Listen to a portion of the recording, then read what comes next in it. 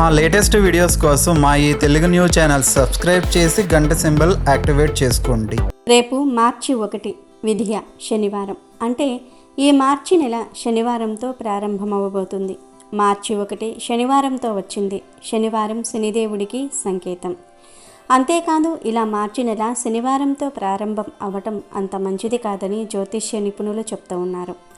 ఇలా శనివారంతో నెల ప్రారంభమైతే శనిదేవుడి ప్రభావం పడుతుంది. ఇంట్లో అనేక రకాల సమస్యలు వస్తాయి, మనశ్శాంతి లోపిస్తుంది, గొడవలు జరుగుతూ ఉంటాయి. ధనపరంగా కూడా అనేక సమస్యలు వస్తాయి.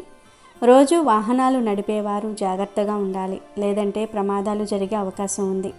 ఈ నెల ఎవరికీ అంతగా అనుకూలించదు. కానీ నెల ప్రారంభమయ్యే రోజున, అనగా 1 తారీఖున మర్చిపోకుండా అందరూ ఈ ఒక్క పండును తింటే చాలు, నెలంతా ఇంట్లో ధనవర్షం కురుస్తుంది. నెలంతా ధనానికి లోటు రాదు, ఎలాంటి కష్టాలు రాకుండా సంతోషంగా ఉంటారు. లక్ష్మీదేవి అనుగ్రహం మీ మీద ఉంటుంది. అప్పులు, ఆర్థిక సమస్యలు ఏమీ లేకుండా మీరు కుబేరుల్లాగా జీవిస్తారని శాస్త్రాలు చెప్తూ ఉన్నాయి.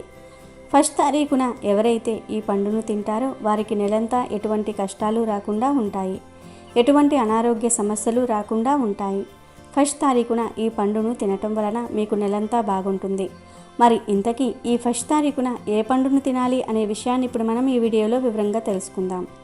అంతకన్నా ముందు మర్యాద రామన్న తీర్పు ఎలా ఇచ్చాడో తెలిపే కథను విందాం. ఈ కథ భలే బాగుంటుంది. ఫ్రెండ్స్, ఫస్ట్ అయితే కామెంట్ బాక్స్లో ఓం నమో వెంకటేశాయ అని కామెంట్ చేయండి. అలాగే ఈ వీడియోకి ఒక లైక్ కొట్టి మా ఛానల్ని సబ్స్క్రైబ్ చేసుకోవటం మర్చిపోవద్దు. ఒకరోజు శివపురం ప్రక్కనే ఒక కృష్ణాపురం నుండి 3 గ్రామస్తులు న్యాయం కోసం మర్యాద రామన్న దగ్గరకు వచ్చారు.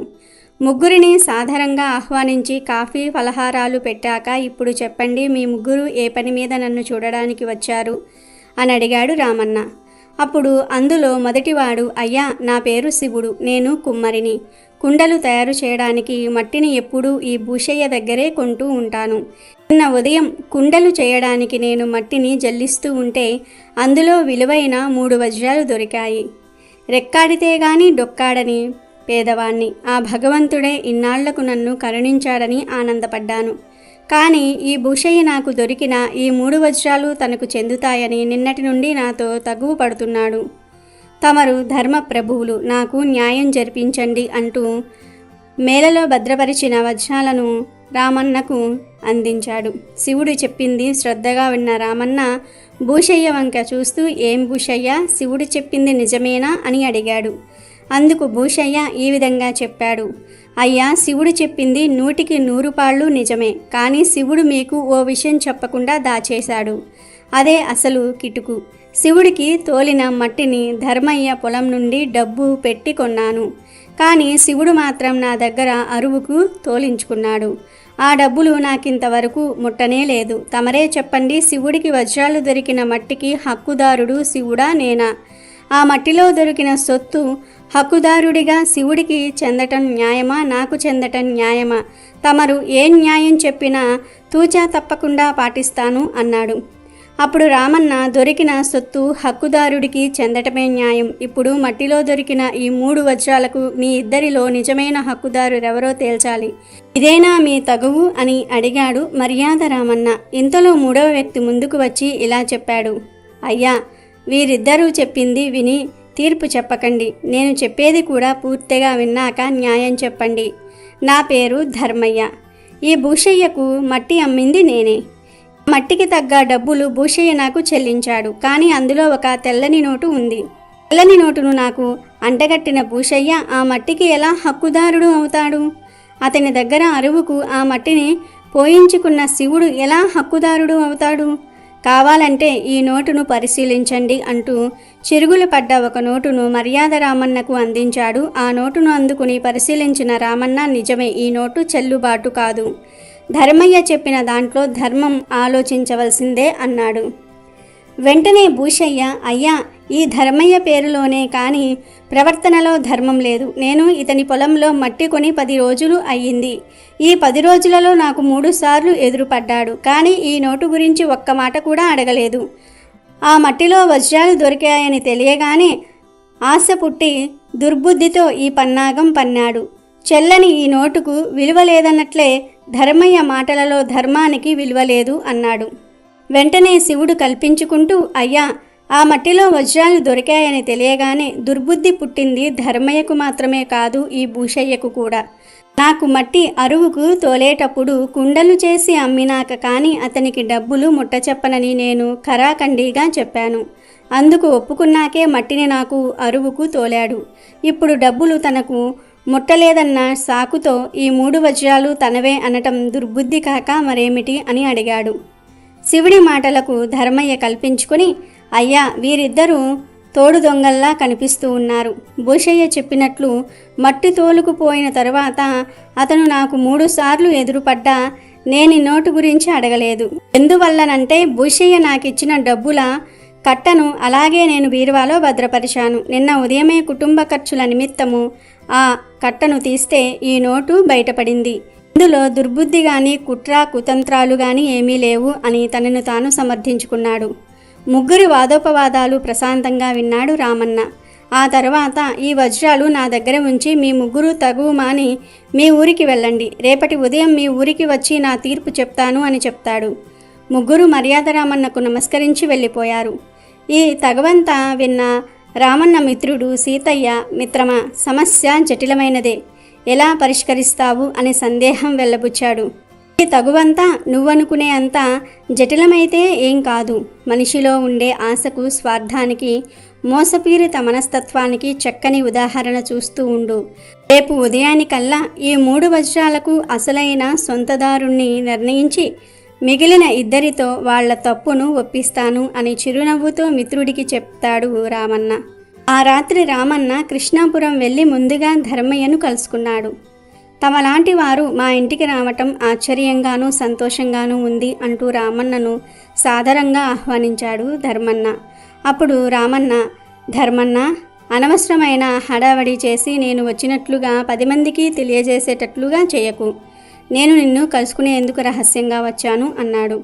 అలాగా, అయితే రండి అంటూ రామన్నను మేడ మీద గదిలోనికి తీసుకుపోయి తలుపులు మూసి, అయ్యా, తమరు వచ్చిన కారణం చెప్పండి అని అడిగాడు ధర్మయ్య. ధర్మయ్య, ముసుగులో గుద్దులాట ఎందుకు? విషయం సూటిగా చెప్తాను విను. ఆ నోటు భూషయ్య ఇచ్చింది కాదన్న విషయం నీకు తెలుసు, నాకు తెలుసు. ఆ 3 వజ్రాలు కొట్టేయడానికి నువ్వు వేసిన ఎత్తుకు నాకే మతిపోయింది. రేపు నీ పక్షాన తీర్పు చెప్తాను. మరి నాకేమిస్తావు అని అడిగాడు రామన్న. అప్పుడు ధర్మన్న, అయ్యా, మీరు చెప్పింది అక్షరాలా నిజం. ఉదయం నుంచి మీరు ఎవరి పక్షాన తీర్పు చెప్తారా అని సతమతమైపోతూ ఉన్నాను. కలిసొచ్చే కాలానికి నడిసొచ్చే కొడుకున్నట్లు తీర్పే నా ఇంటికి నడిచొచ్చింది. మీ రుణం నేనుంచుకోను. మీరు తీర్పు నా పక్షాన చెప్పినట్లయితే ఆ 3 వజ్రాలలో 1 వజ్రం తమకు సమర్పించుకోవడానికి నాకేం అభ్యంతరం లేదు అని చెప్పాడు. సంతోషం ధర్మయ్య, కానీ 2 తెలివైన వాళ్ళు ఏదైనా ఒప్పందం చేసుకుంటే అది నోటి మాటల్లో కాక రాతలలో ఉండాలంటారు. నీ తెలివితేటలు ఇవాళ ఉదయం చూశాను కదా, అందుకే మనిద్దరి ఒప్పందాన్ని 1 పత్రం మీద రాసుకుందాం అన్నాడు రామన్న. ఒక్క క్షణం ఆలోచించాడు ధర్మయ్య. పత్రం రాసిన తర్వాత తను రామన్న వాటా ఎగ్గొట్టినా అతనేం చేయలేడు. తన ఊళ్ళోనే కాక చుట్టుప్రక్కల 16 ఊళ్ళల్లోనూ అతను సరైన న్యాయం చెప్తాడని పేరుంది. పత్రం బయటపడితే తనకంటే అతనికే నష్టం అని మనసులో ఆలోచించుకుని రామన్న కోరిన విధంగా పత్రం రాసి అందించాడు. ఆ తరువాత భూషయ్యను కలుసుకున్నాడు రామన్న. అయ్యా, ఇది కళ నిజమా? తమ వంటి వారు ఇంత రాత్రివేళ మా ఇంటికి రావటం నా ఇల్లు పావనమయ్యింది అంటూ సాదరంగా ఆహ్వానించాడు భూషయ్య. అప్పుడు రామన్న అతనితో, భూషయ్య, సిరి ఎంతటి వ్యక్తినైనా తన దగ్గరకు నడిపించుకొస్తుంది. నేను వచ్చిన విషయం సూటిగా చెప్తాను విను.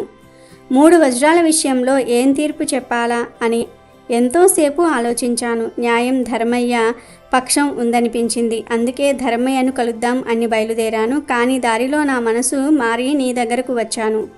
రేపు మీ పంచాయతీలో తీర్పు నీ పక్షం చెప్తాను. ఇందుకు కృతజ్ఞతగా నువ్వు నాకేమిస్తావు అని అడిగాడు. అప్పుడు భూషయ్య, అయ్యా, మీ అభిమానానికి కృతజ్ఞతగా ఆ 3 వజ్రాలలో 1 వజ్రం ఇచ్చుకుంటాను. అంతకు మించి వేరే ఏదన్నా ఇచ్చుకునే అంత ధనవంతుణ్ణి కాదు నేను అన్నాడు. భలేవాడివి భూషయ్య, రోగి కోరింది వైద్యుడు ఇచ్చాడంట. నాకు కావాల్సింది అదే. కాకపోతే మన ఒప్పందం నోటి మాటల్లో కాకుండా ఓ పత్రం రాసుకుందాం. అప్పుడు మనలో ఎవరు మాట తప్పినా ఆ పత్రం సాక్ష్యంగా ఉంటుంది అన్నాడు రామన్న. పత్రం అనగానే ఒక క్షణం ఆలోచనలో పడ్డాడు భూషయ్య. ధర్మయ్య ఆలోచించినట్లే భూషయ్య కూడా ఆలోచించాడు. పత్రం రాయటం వల్ల తనకు వచ్చిన నష్టం ఏమీ లేదు. ఆ 3 వజ్రాలు మాత్రమే పోతాయి, కానీ రామన్నకు పరువు మర్యాదలు పేరు ప్రఖ్యాతలు పోతాయి అనుకుని రామన్న కోరిన విధంగా పత్రం రాసి రామన్న చేతిలో పెట్టాడతను. భూషయ్య ఇంటి నుంచి సరాసరి శివుడింటికి వెళ్ళాడు రామన్న. శివుడు అతని భార్య అప్పుడే భోజనానికి కూర్చున్నారు. రామన్నను చూసి కంచెం ముందు నుంచి లేవబోతున్న అతన్ని వారించి అతన్ని ప్రక్కనే పీట వేసుకుని కూర్చొని, అమ్మ, నాకు ఆకలేస్తుంది, అన్నం వడ్డించు అన్నాడు రామన్న. క్షమించండయ్యా, రెక్కాడితే గాని డొక్కాడని వాళ్ళం. ఏ పండుగలకో పబ్బాలకో తప్ప మా ఇంట్లో వరి అన్నం ఉండదు. మిగతా రోజుల్లో గంజి అన్నం, పచ్చిమిరపకాయలు మాకు పంచపక్షం పరమాన్నం. ఇది తమ బోటి వారు తినరేమోనయ్యా అందా ఇల్లాలు. అప్పుడు రామన్న, ప్రేమాభిమానాలు నిండిన ఏ పదార్థమైనా పంచపక్ష పరమాన్నమేనమ్మా. నిద్ర సుఖమెరగదు, ఆకలి రుచెరగదు. ఆ గంజి నాకు కూడా పొయ్యమ్మా అని గంజి త్రాగి బయటకు వచ్చి ఆరుబయట ఉన్న నులక మంచం మీద కూర్చున్నాడు రామన్న. వెంటనే బయటకు వచ్చిన శివుడు చేతులు కట్టుకొని నిల్చుని, అయ్యా, మీరు తీర్పు చెప్తానన్నది రేపు ఉదయం కదా. ఈ రాత్రి వేళ నా ఇంటికి రావటంలో ఏదో అర్థం ఉన్నట్లు తోస్తోంది, అదేమిటో చెప్పండి అని అన్నాడు. శివుడు, నీకెలా చెప్పాలో నాకు అర్థం కావటం లేదు. ఏం చెయ్యాలో తోచక నేను నీ దగ్గరకు వచ్చాను. ఉదయం నీవిచ్చి వెళ్ళిన వజ్రాలు ఇంట్లో బీరువాలో భద్రపరిచాను. ఇంటికి వచ్చిన చుట్టాల పిల్లవాడు వాటిని గోళీ అనుకుని తీసుకుని వెళ్ళి ఆడుకొని ఎక్కడో పారవేసి వచ్చాడు. ఎంత వెతికినా అవి కనిపించలేదు. రేపు ఉదయం తీర్పు నీ పక్షాన చెప్తాను. మర్నాడొచ్చి ఆ వజ్రాలు తీసుకోమంటాను. రేపు నువ్వు రా, ఆ వజ్రాలకు తగ్గ మొత్తం నీకిస్తాను అన్నాడు రామన్న. దానికి శివుడు, అయ్యో, ఎంత పని జరిగిపోయిందయ్యా. న్యాయమో ధర్మమో నాకు తెలియదు, కానీ నాకు ఒక్క విషయం చెప్పండి. న్యాయంగా మీరు చెప్పాల్సిన తీర్పు ఆ 3 వజ్రాలు నాకు చెందుతాయనా, ధర్మయ్యకు చెందుతాయనా తేల్చి నాకు చెప్పండి. అప్పుడు నా నిర్ణయం చెప్తాను అన్నాడు. శివుడు న్యాయంగా నేను తీర్పు చెప్పాల్సి వస్తే ఆ 3 వజ్రాలు ధర్మయ్యకు చెందుతాయని చెప్పాలి. ఎందుకంటే నువ్వు భూషయ్య దగ్గర అరువుకే ఆ మట్టిని పోయించుకున్నావు. భూషయ్య ధర్మయ్యకు చెల్లని నోటును ఇచ్చాడు కనుక ఆ మట్టికి, అందులో సొత్తుకి నిజమైన హక్కుదారుడు ధర్మయ్య అనటంలో సందేహం లేదు అన్నాడు రామన్న. అయ్యా రామన్న గారు, రేపు పంచాయతీలో ధర్మయ్య పక్షమే మీ తీర్పును చెప్పండి. పోయిన వజ్రాలను పోలిన గాజు ముక్కలు ధర్మయ్యకు ఇవ్వండి. అవి వజ్రాలు కావు గనుక ధర్మయ్య మిమ్మల్ని నిలదీస్తే అవి నిన్నిచ్చినవే అని చెప్పండి. నేను కూడా ఒప్పుకొని మీరిచ్చిన డబ్బులు అవి అమ్మగా వచ్చినవని చెప్పేస్తాను. బాగా ఆలోచించు. అలా చేస్తే ఈ ఊరిలో వాళ్ళందరూ నువ్వు బ్రతికి ఉన్నంతకాలం నిన్ను మోసగాడంటారు అని అన్నాడు రామన్న. మరేం పర్వాలేదయ్యా. నడిచే ధర్మదేవత లాంటి మీరు న్యాయం తప్పి తీర్పు చెప్పటం కంటే నాలాంటి సామాన్యుడు మోసగాడిగా మాట పడటం నష్టం లేదు. మీరు ఇప్పటి వరకు ఒక్క తప్పుడు తీర్పు ఇవ్వలేదని విన్నాను. ఇప్పుడు ఏ పరిస్థితుల వల్ల అయినా సరే అలాంటి తీర్పు ఇచ్చారంటే ముందు ముందు కూడా ఇస్తారు. 10 మందికి న్యాయం చేసే మీరు ఏ కారణం వల్ల అన్యాయం వైపు అడుగు వేయకూడదు అన్నాడు శివుడు. వెంటనే రామన్న, శబాస్ శివుడు, నా కళ్ళు తెరిపించావు. ధర్మములో పేదవాడివైన గుణములో ధనవంతుడివని నిరూపించావు. రేపు పంచాయతీలో నీవు చెప్పినట్లే చేస్తాను అంటూ అక్కడి నుండి బయలుదేరి ఆ రాత్రి ఊరిలోనే ఉన్న పూటగూళ్ళ ఇంట్లో బస చేశాడు. మర్నాడు ఉదయం పంచాయతీకి వెళ్ళాడు రామన్న.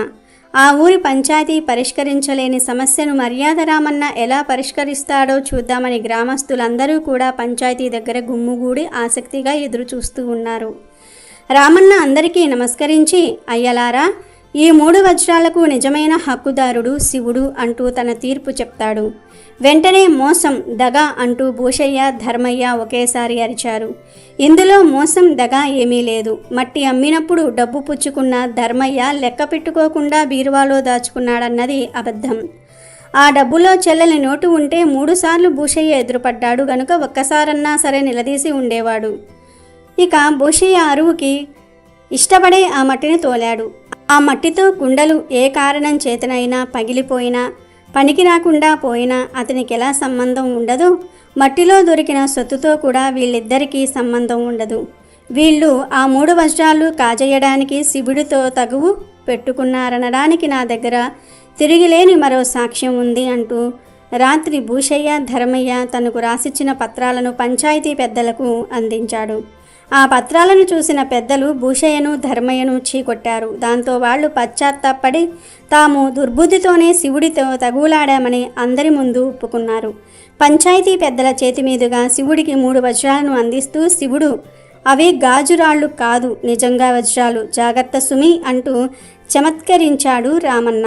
ఆ విషయంలోనికి వస్తే నెల ప్రారంభమయ్యే రోజున చిన్న చిన్న పరిహారాలు చేసుకుంటే చాలా మంచిదని శాస్త్రాలు చెప్తూ ఉన్నాయి. ఈసారి మార్చి నెల 1వ తారీఖు శనివారం రోజు వచ్చింది. విద్య తిథితో ఈ నెల ప్రారంభమవుతుంది. ఈ నెలలో తరచుగా సమస్యలు వచ్చే అవకాశం ఉంది. ఇంట్లో పిల్లల మధ్య, తల్లిదండ్రుల మధ్య, తల్లిదండ్రులు పిల్లల మధ్య గొడవలు జరిగే అవకాశం ఉంది కనుక ప్రశాంతంగా ఉండండి. ఆదాయం కూడా ఈ నెలలో పెరగదు, సమంగా ఉంటుంది అంతే. ఇక ఈ నెల కలిసి రావాలంటే 1వ తారీఖున దగ్గరలో ఉండే వెంకటేశ్వర స్వామి వారి ఆలయానికి కానీ, విష్ణు ఆలయానికి కానీ, రామాలయానికి కానీ, కృష్ణాలయానికి కానీ, ఇలా మీకు ఏ ఆలయం అందుబాటులో ఉంటే ఆ ఆలయానికి వెళ్ళండి. వీలైతే మాత్రం ఫ్యామిలీ మొత్తం కలిసి వెళ్ళండి. అలా ఫ్యామిలీ మొత్తం కలిసి వెళ్తే చాలా మంచిది. లేదా కనీసం ఇంటి పెద్ద ఒక్కరైనా సరే గుడికి వెళ్ళండి. అలా గుడికి వెళ్ళేటప్పుడు 5 అరటి పండ్లు కానీ, 5 కమలా పండ్లు కానీ, 5 యాపిల్ పండ్లు కానీ మీతో పాటు తీసుకుని వెళ్ళండి. అలాగే చామంతి పూలు కూడా పట్టుకు వెళ్ళండి. ఇలా తీసుకెళ్ళిన తర్వాత గుడిలో 5 ప్రదక్షిణాలు చేసి స్వామివారికి మీ కోరికను చెప్పుకోండి. అంటే ఈ నెలంతా మాకు కలిసి వచ్చేలాగా చూడు స్వామి, ఈ నెలలో కష్టాలు రాకుండా ఉండేలాగా చూడు స్వామి, ఒకవేళ కష్టాలు వచ్చినా వాటిని ఎదుర్కొనే శక్తిని, తెలివితేటలను ఇవ్వు స్వామి అని కోరుకోండి. ఆ తర్వాత పళ్ళను పూలను స్వామివారికి సమర్పించండి. అలా సమర్పించినప్పుడు పంతులు గారు స్వామికి పూజ చేసి తిరిగి మీకు పళ్ళను పూలను ఇస్తారు కదా, ఆ పండ్లను తీసుకొని ఆలయ ప్రాంగణంలో కూర్చొని భగవంతుని ధ్యానించుకోండి. మీకు వచ్చిన స్తోత్రాలు చదువుకోండి. ఏ మంత్రాలు రాకపోతే 108 సార్లు ఓం నమో వెంకటేశాయ అని జపించుకోండి. కాసేపు గుడిలో ప్రశాంతంగా కూర్చోండి. ఆ తర్వాత స్వామివారిని మనసులో తలుచుకుని, స్వామి నేనిక ఇంటికి వెళ్తున్నాను. ఈ నెలంతా నన్ను, నా కుటుంబాన్ని కాపాడే బాధ్యత నీదే స్వామి, నిన్నే నమ్ముకున్నాను, నువ్వే నన్ను రక్షించు అని చెప్పుకొని ఇంటికి వెళ్ళిపోండి. ఇంటికి వెళ్ళిన తర్వాత స్వామికి సమర్పించిన పళ్ళు ఉన్నాయి కదా, ఆ పళ్ళను ఇంట్లో వాళ్ళందరూ కూడా తినండి. బనానా, ఆరెంజ్, యాపిల్ ఈ 3టిల్లో ఏదో ఒక పళ్ళు గుడిలో ఇస్తారు కదా, ఆ పళ్ళను తినండి. ఇలా తినటం వలన మీకు నెలంతా బాగుంటుంది. మాకు దగ్గరలో గుడి లేదు, గుడికి వెళ్ళేంత సమయం కూడా లేదు అనుకునేవారు కనీసం ఇంటి వద్ద అయినా సరే ఈ పరిహారాన్ని చేయాలి. అంటే ఇంటి దగ్గర వెంకటేశ్వర స్వామి వారిని చామంతి పూలతో అర్చించండి. అరటి పండ్లు లేదా కమలా పండ్లు లేదా యాపిల్ పండ్లను నైవేద్యం పెట్టండి. ఆ పళ్ళను ప్రసాదంగా స్వీకరించి కుటుంబం అంతా కూడా తినండి. అలా 1వ తారీఖున ఇంట్లో కానీ లేదా గుడిలో కానీ దేవుడికి సమర్పించిన అరటి లేదా కమల లేదా యాపిల్ పండ్లు, మీరు ఏ పండ్లు సమర్పిస్తే ఆ పండ్లు తింటే నెలంతా మీకు బాగా కలిసి వస్తుంది. స్వామివారికి సమర్పించిన పూలలో ఒక పువ్వును ఆడవారు తీసి జడలో పెట్టుకోండి. లక్ష్మీ కటాక్షం సమృద్ధిగా కలుగుతుంది. 1వ తారీఖున ఇలా చేయటం వలన నెలంతా ఎటువంటి ఆపదలు రాకుండా పనులన్నీ కూడా సవ్యంగా జరిగేలాగా ఆ భగవంతుడే చూసుకుంటాడు. నెలంతా కష్టాలు రాకుండా ఉంటాయి. ధనానికి కూడా లోటు రాదు. సమస్యలేమీ లేకుండా సంతోషంగా జీవిస్తారు. ఐశ్వర్య వర్షం కురుస్తుంది. కాబట్టి మీరు కూడా రేపు మార్చి 1న ఈ పరిహారం చేసి నెలంతా ఎటువంటి కష్టాలు లేకుండా ఆనందంగా జీవించండి. అమెజాన్లో బెస్ట్ డిస్కౌంట్స్ కోసం వీడియో డిస్క్రిప్షన్లో లింకు ఉంది, చూడండి. అలాగే మా టెలిగ్రామ్ ఛానల్ సబ్స్క్రైబ్ చేసుకోండి.